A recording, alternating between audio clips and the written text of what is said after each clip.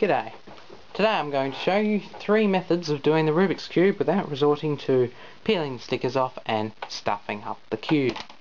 The first method is called the moon landing, and this method involves setting up your cube beforehand in such a way that a known pattern of turns will restore it to its original position.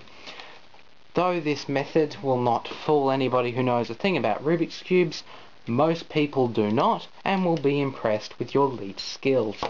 The second method is what I call the layer phoenix method. Now, the layer phoenix method involves taking this face and turning it like so, and then taking the entire cube apart. It is then important to sort the pieces into the 3 layers. Any piece with a bottom layer, which is blue, go in one pile. Anything with a white will go in another pile, and anything left over will be in the middle layer pile. Now, while I'm doing this, I'll tell you a little bit about the history of this method. It gets its name from the fact that, like a phoenix, it destroys itself and then comes back to life. It gets the term layer because you work in layers. Okay, now to begin placing the pieces. Start off with the edge pieces and then move on to the corners. So an edge piece will go in like so. And next to it belongs. Now you find all of these edge pieces and pop them into place.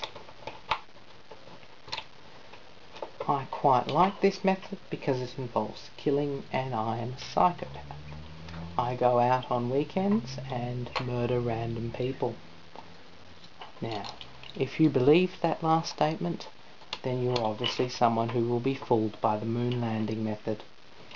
I recommend that you get yourself checked for idiocy and don't breed, because we don't need more of your type contributing to the gene pool. Now I move on to the second layer, where I pop these into place in the correct positions. It's easy to take them out. If you put them in, say, the wrong way around, simply take it out like so, switch it around and pop it back in again. Pop it back in again. Take it out, put it the right way, and pop it back in again. And then, as you can see, now the 2 layers are complete, and I can move on to the final layer, where I work in a circle, starting in one corner and moving around the top. Now, although this method may seem quite slow, at an international Rubik's Cube competition last year in Switzerland, the winner actually used this method. This may, however, be due to the fact that his opponents were all albatrosses. Again, if you believe that, I recommend looking into the moon landing method. Once that last piece is clicked in, the Rubik's Cube is now fully functional and complete.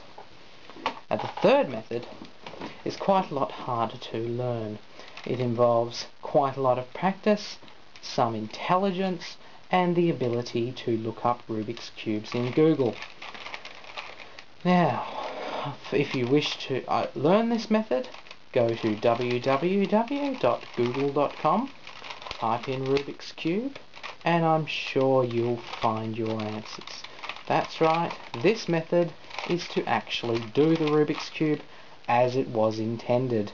Although this is not as efficient as the moon landing method, it will work to impress the young ladies with your leap skills with your hands. Because everybody knows that girls love guys that can do Rubik's Cubes because they're obviously good with their hands. Of course, I'm sure, since you are here watching this video on YouTube, you are not the kind of person who is going to go out and learn a new skill such as this. You're just going to sit there on your fat ass eating Twinkies. Hope you enjoy diabetes.